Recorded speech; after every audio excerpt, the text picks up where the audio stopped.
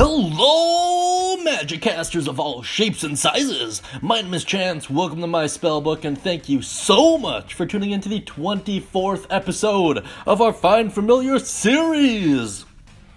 Before we get too far ahead here, I just want to point out that this channel is not aimed at kids.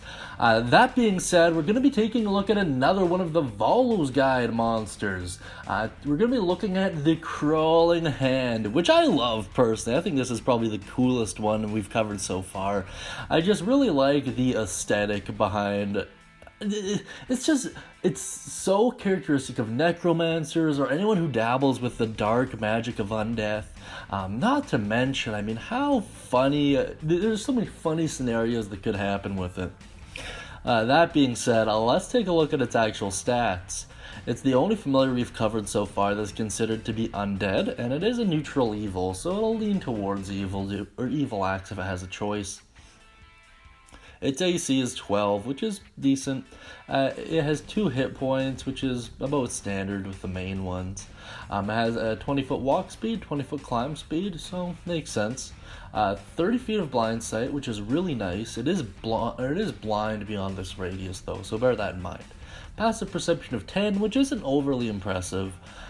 Condition immunities of charmed, exhaustion, and poison, which is interesting because it means the other familiars do need to sleep, right?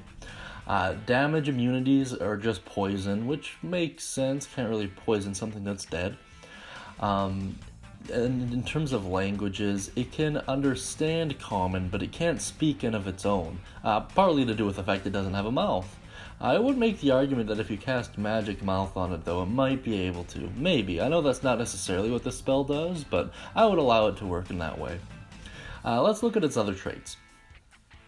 First and foremost, it has turn immunity, so it's immune against turn undead, which is cool. And then it has a claw attack. Should you pick this using the Pact of the Chain, and you can attack, it does 3 damage, and it's calculated by 1d4. It's bludgeoning or slashing, and it's kind of up to you. That being said, overall, I really like this. In my next campaign, I'm definitely gonna write one in there. And it'll just be purely for comedic sense, right? I'm just like imagining a hand running in front of an adventuring party, tripping all these traps that's just aimed at the adventuring party, only to flip them the bird if it gets caught. I think that'd be hilarious. Kind of a mini boss of sorts, if you will, right? That being said, guys, thank you so much for tuning in today. I really do appreciate it. If you have any uses, thoughts, or ideas for the Crawling Hand, please put it down beneath in the comment section. That being said, thank you so much for tuning in today. I really do appreciate it. I hope you all have a great day, and as always, happy casting.